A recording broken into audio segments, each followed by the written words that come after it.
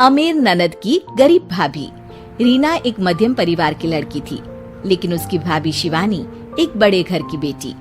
शिवानी की शादी अभिषेक से लव मैरिज थी। अरे भाभी, ये कितना अच्छा सूट पहना है आपने।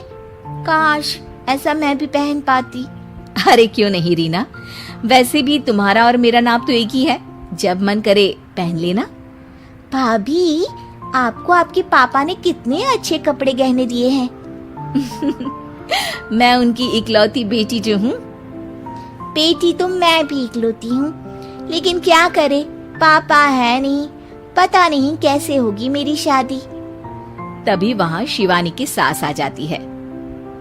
अरे क्यों नहीं करेगा भाई तेरी शादी धूमधाम से, आखिर जिम्मेदारी है तो उसकी।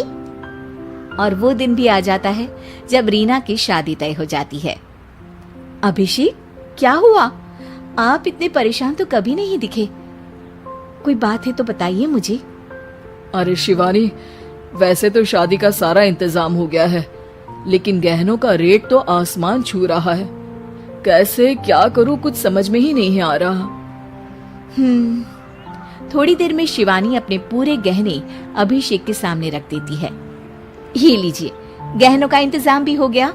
अरे नहीं नहीं शिवानी, मैं ये गहने किसी हालत में भी नहीं ले सकता। ये तुम्हारे पिता ने तुम्हें दिया था, और तुम हो कि। तभी वहाँ सास आ जाती है। अरे तो क्या हुआ, इसकी तो हो गई ना शादी, अब किसे दिखाने हैं इसने गहने। सास गहनों का डिब्बा शिवानी के हाथ से लेकर वहाँ से चली जाती है। रीना की शादी धूमधाम से होती है और अब वो बड़े घर की बहू बन जाती है। वहीं रीना की शादी के बाद शिवानी और अभिषेक उसकी शादी के कर्जों से डूब जाते हैं। मैं सोच रही हूँ नौकरी करनी शुरू कर दूं, वैसे भी पढ़ी लिखी हूँ, आपकी थोड़ी मदद भी हो जाएगी।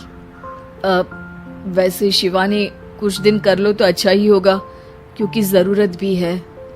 अब शिवानी भी नौकरी करने लगती है और घर खर्चे में अभिषेक का हाथ बटाती है। एक दिन शिवानी, रीना का फोन आया था, कह रही थी कि आने वाले त्योहार में उसके ससुराल जाना है। ठीक है माँ।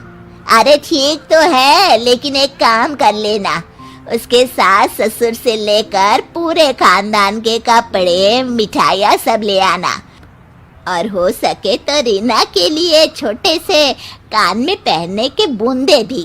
और क्या है ना, शादी में उसे सारी बड़ी बड़ी कान की ज्वेलरी दी थी, घर में पहनने के लिए तो उसके पास कुछ भी नहीं है। शिवानी सोच में पड़ जाती है कि वो क्या करे, क्योंकि कर्जों और घर के खर्चों के बाद तो पैसे बचते ही नहीं थे। शिवानी फिर अपने पिता को फोन करती है और उनसे पैसे मांगती है। देखो शिवानी, मैंने तुम्हें शादी के वक्त ही मना किया था कि ऐसे घर में शादी करनी ही नहीं चाहिए। अरे अभिषेक को शर्म आनी चाहिए जो ससुराल से पैसे मंगवा रहा है। शिवानी को पिता की बात पर गुस्सा आ जाता है। आप मेरे पिताजी हैं और मैं परेशान थी इसलिए आपसे मदद की उम्मीद की पापा। अभिषेक को तो पता भी नहीं है कि मैंने आपसे पैसे मांगे हैं। शिवानी सोचती है कि वो अभिषेक से बात करे, लेकिन फिर उसे लगता है कि वो टेंशन ले लेगा। तभी शिवानी की नजर हाथ के कंगन पर पड़ती है। सीधे बाजार जाती है और उसे बेचकर ननद के घर ले जाने का सारा सामान लेकर आती है और सास के सामने रख देती है। हाँ ठीक है, लेकिन फल थोड़े और अच्छी क्वालिटी के होने चाहिए थे। शिवानी कुछ नहीं कहती, वहाँ से चली जाती है। एक दिन शिवानी, रीना का फोन आया था, बहुत रो रही थी। क्यों माँ, क्या हुआ? सब ठीक तो है ना उसके ससुराल में? अरे तूने तो उसकी नाक ही कटवा दी। अब मैंने क्या कर दिया माँ? कह रही थी कि बड़े घर की बहू है भाभी, जो कपड़े दिए वो ब्रांडेड भी नहीं थे। तू तो जानती है ना उन लोगों का पहनावा कितना अच्छा है। तू तो मेरी बेटी का भला कभी सोचती नहीं। हाय भगवान, अरे बड़े घर की बहू है, इसी बात की जलन है ना तुझे, लेकिन याद रख मेरी बेटी का सोचने के लिए भगवान है। तुम लोग कभी उसका बुरा नहीं कर पाओगे। अब शिवानी के मन में सवाल था कि क्या ईश्वर सिर्फ रीना के साथ है, उसके साथ नहीं। लेकिन उसे सुकून था कि वो अभिषेक के साथ उसकी जिम्मेदारियों को निभाने में बराबरी की हकदार है। शिवानी वहां से चली जाती है। वो सास से कुछ नहीं कहती, क्योंकि अमीर घर की बहू बनकर रीना को भले ही सुकून ना हो, लेकिन गरीब घर की बहू बनकर शिवानी खुश है।